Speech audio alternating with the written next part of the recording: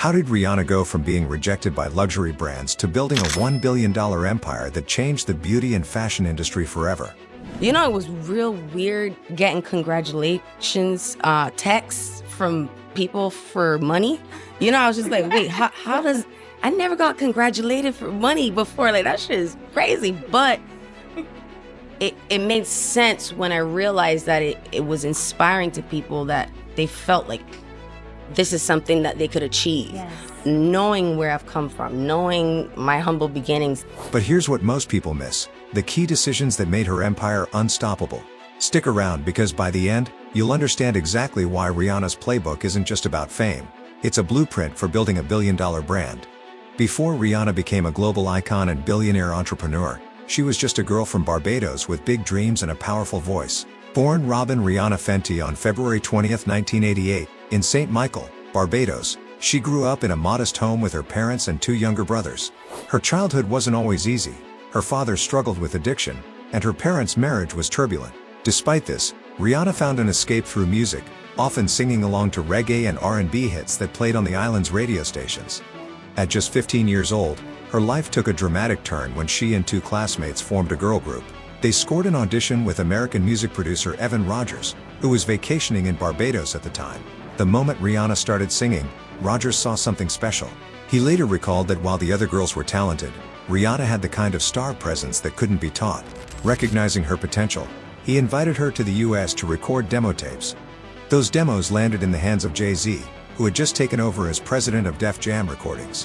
When Rihanna auditioned for him in early 2005, he was so impressed that he signed her on the spot. That deal set her on the path to stardom, and later that year, she released her debut single, Pas de Replay, which quickly climbed the charts. While the world saw an overnight success, Rihanna had already put years of work into refining her talent and chasing opportunities. Her early struggles and determination shaped her business mindset. Even before she was famous, Rihanna understood the power of standing out, something she would later use to revolutionize the beauty and fashion industries. It's true. A lot of my core values have never left me. A lot of the lessons I've learned in my earliest years, I have never forgotten, and I carry them throughout my life and my career. By 2007, Rihanna was already making waves in the music industry, but Good Girl Gone Bad took her career to another level. This was the moment she transformed from a rising star to a full-blown global icon. The album's lead single, Umbrella, was everywhere. It dominated the charts, won a Grammy, and became one of the biggest songs of the decade. But more importantly, it changed how people saw Rihanna. She wasn't just another pop singer. She had a unique edge, a distinct style, and a brand that people wanted to be a part of. This shift made her incredibly marketable. She started landing bigger brand deals, more magazine covers, and high-profile collaborations. Her look, sound, and attitude made her a trendsetter, which meant companies wanted her name attached to their products. Between 2010 and 2012, Rihanna took full advantage of this, expanding her income far beyond music. She launched her first fragrance, Rebel Floor, in 2011, which was an instant success, bringing in $80 million in its first year. A year later, she followed up with Rogue, another hit that solidified her place in the celebrity fragrance industry. At the time, having a signature perfume was one of the biggest money moves for female pop stars, and Rihanna played it perfectly. She also signed major endorsement deals with brands like Nivea and Vita Coco, adding millions to her growing fortune. These weren't just random partnerships, each one fit with her image. Nivea tied into her youthful, effortless beauty, while Vita Coco tapped into her Caribbean roots.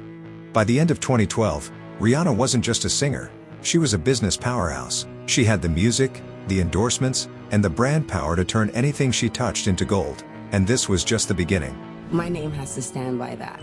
And so I really get involved with every aspect of anything that I do, whether it's the Super Bowl, whether it's a makeup product, whether it's Savage lingerie, like whatever I do, I'm that annoying girl who's gonna talk about everything. I want to see the copy on the website. I want to name every lipstick that I make. Like I care about it. I love it. I really do. By 2013, Rihanna was one of the biggest artists in the world, but behind the scenes, her finances weren't adding up. She discovered that her former accountants, Burdon LLP, had mismanaged millions of dollars from her Last Girl on Earth tour. They gave her poor financial advice, leading her to believe she had more money than she actually did. At one point, she nearly went bankrupt. She sued them for negligence and mismanagement, eventually winning a $10 million settlement. That experience changed how she approached business. She became more hands-on with her finances and made sure she had the right people managing her money. In 2014, she tried to break into the fashion world with her first independent clothing line, Rihanna for River Island. On paper, it made sense. She was a global trendsetter, and everything she wore made headlines. But the collection failed to gain long-term traction. The designs didn't connect with a wide enough audience, and the brand struggled to stand out in a competitive market. Instead of forcing it, Rihanna learned from the failure and moved on, saving her energy for bigger opportunities.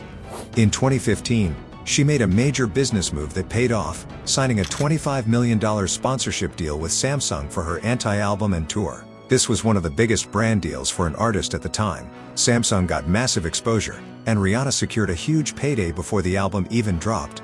I started collaborating with them, whether it was on a sunglass with Dior. Then I went to Puma and I had a much bigger role there. I got to design and have people really see what I'm made of as a designer and really just respect the work that we did. It's new. I'd never done anything like this. This is completely different. This is like from scratch. Then in 2016, she joined Puma as creative director, launching the Fenty X Puma collection. This was different from River Island. This time, she had full creative control, and the brand had the infrastructure to back her vision. The sneaker line sold out instantly, proving that Rihanna could dominate fashion when given the right platform. By 2017, Rihanna had already built a reputation as a trendsetter, but she was about to change the beauty industry forever. She launched Fenty Beauty with LVMH, and it wasn't just another celebrity makeup brand, it was a movement. The brand debuted with 40 foundation shades at a time when most companies barely catered to deeper skin tones. This inclusivity set Fenty Beauty apart, and the response was immediate. It generated $100 million in just 40 days and quickly became one of the biggest names in beauty. I want women all over the world to feel great. I want all women to feel great. We are women and we have challenges. We deserve to feel beautiful.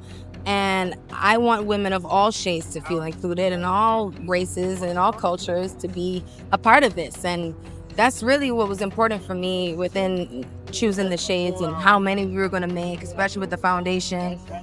And it's a fun situation, and I want all women to have a piece and take part. She didn't stop there. In 2018, she expanded into lingerie with Savage X Fenty, shaking up an industry long dominated by Victoria's Secret. While Victoria's Secret clung to outdated beauty standards, Savage X Fenty embraced diversity, featuring models of all sizes, backgrounds, and genders.